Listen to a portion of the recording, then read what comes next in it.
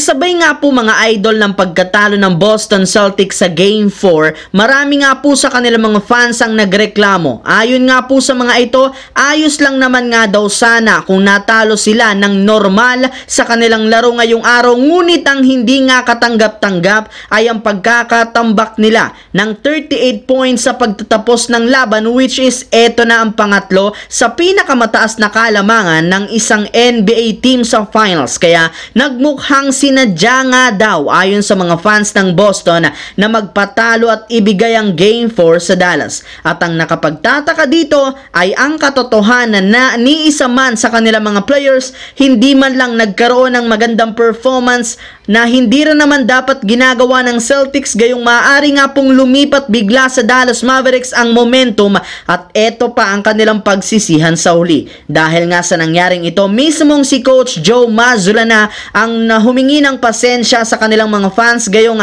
hindi nga daw naging maganda ang effort at enerhiya ng kanilang buong team sa Game 4. Pero sa kabila nga po ng nangyaring ito, hindi para naman sila nag-aalala since sila para naman kahit papano ang angat sa serye at kailangan na lamang nilang makabawi sa Game 5. Subalit hindi rin naman yan papayagang mangyari ng superstar ng Dallas na si Kyrie Irving. Well, dahil nga sa pagkapanalo ng Mavericks sa Game 4, buhay pa ang kanilang tsansa na makagawa ng history bilang unang team na nakapag-comeback mula sa pagkakabaon sa 0-3. Kaya dahil dyan, hindi na nga napigilan pa ni Irving na maging masaya, gayong naipakita nga po nila sa wakas sa unang pagkakataon sa finals ang tunay na laro ng Dallas Mavericks. Pero syempre, alam naman nga po niya na nasa delikadong sitwasyon pa rin ang Dallas Mavericks, gayong isang talo na lamang nila tapos na ang serye. Pinapangako nga nito na ipagpapatuloy rin naman ng kanilang team ang magandang performance, gayong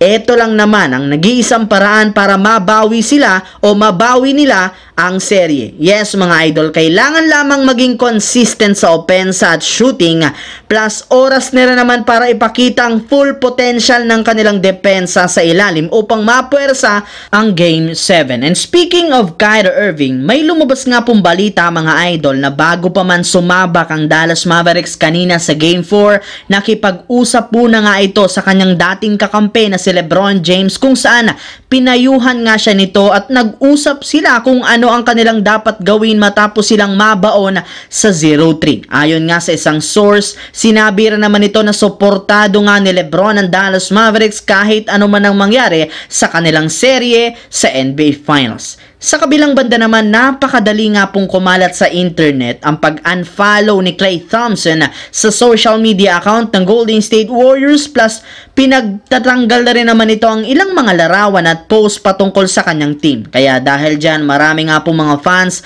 ang nagsabi at naghinala na aalis na si Klay sa Warriors ngayong offseason since tapos na ang kasalukuyang kontrata nito. Isang malaking katanungan ngayon, bakit nga ba ayaw ni Klay Thompson na manatili sa Golden State Warriors? Well, ayon nga sa isang analyst, ayaw nga pong ibigay ng Warriors kay Klay Thompson ang hinihingi nitong malaking kontrata dahil sa malamya niyang performance ngayong season. Yes mga idol, naniniwala ito na hindi deserve pa rin niya na magkaroon ng malaking sweldo na kinukontra rin naman ng front office, kaya nagkakaroon sila ng hindi pagkakaintindihan na siyang posibleng maging rason para tuluyan ang mawala sa kanila si Klay Thompson. Ang videong ito ay hatid sa inyo ng 1xBet. Suportahan at manalo sa inyong paboritong kupunan. Maaaring makakuha up to 12,000 cash bonus sa inyong first deposit gamit ang aking promo code. Pag tama prediction mo, panalo ka. Pindutin lamang ang link sa comment section at mag-register gamit ang inyong GCash account para makapag-cash in